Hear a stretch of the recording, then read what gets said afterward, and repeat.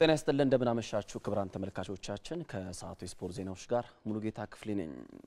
አራተኛ ሳምንት የኢትዮጵያ ፕሪሚየር ሊግ ዛሬ በአዲስ አበባ ስታዲየም በተደረገ አንድ ጨዋታ ቀጥሎ ተደርጓል። በአዲስ አበባ ስታዲየም ደደቢት ከሐዋሳ ከተማ ያደረጉት ጨዋታ በደደቢት 2-0 አሸናፊነት ጨዋታው ተጠናቋል። አሰልጣኝ አስራት ኃይሌን በመጀመሪያ ጨዋታው ድል ቀንቶታል።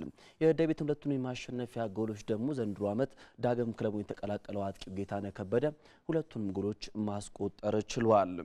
በሌላ በኩል ነገ የሚደረጉ ጨዋታዎችን ስንመለከት ኢትዮጵያ ንግድ ባንክ ከኢትዮ ኤሌክትሪክ፣ መከላከያ ከወልዲያ ከተማ፣ ፋሲል ከተማ ቅዱስ ጊዮርጊስ፣ አዳማ ከተማ ከኢትዮጵያ ቡና፣ ድሬዳዋ ከተማ ከአዲስ አበባ ከተማ፣ አርባ ምንጭ ከተማ ከጅማ አባቡና እንዲሁም ሲዳማ ቡና ከወላይታ ድቻ በደቡብ ደርቢ ነገ የሚደረጉ ጨዋታዎች ናቸው። በሴቶች ፕሪሚየር ሊግም ዛሬ በተካሄዱ ጨዋታዎች ቅዱስ ጊዮርጊስ ልደታን 3-0፣ ደደቢት ጥረትን 3-1፣ ኢትዮጵያ ንግድ ባንክ ጌዲዮ ዲላን 2-0፣ አርባ ምንጭ ቅዱስ ተማርያም ዩኒቨርሲቲን 1-0፣ አዳማ እንዲሁ ኢትዮጵያ ቡና 2-0 ሲያሸንፉ ኢትዮ ኤሌክትሪክ ከቦሌ ክፍለ ከተማ 2-2 ተለያይቷል። የሴቶቹ ፕሪሚየር ሊግ መረጃ ያደረሰን ኢትዮ ላይቭ ስኮር ነው።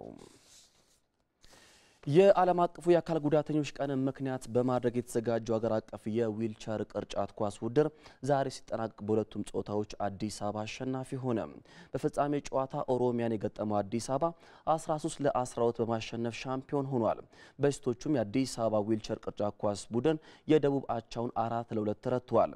በውድድሩ ከአንደኛ እስከ 3ኛ ደረጃ ይዘው ላጠናቀቁ ቡድኖች የዋንጫ የሜዳሊያና የሰርቲፊኬት ሽልማት ተሰጥቷቸዋል። የኢትዮጵያ ቅርጫት ኳስ ፌዴሬሽን የአካል ጉዳተኞች በስፖርቱ ተሳትፎና ተጠቃሚ ለማድረግ በየዓመቱ ተመሳሳይ ውድድር እንደሚያዘጋጅም አስታውቋል።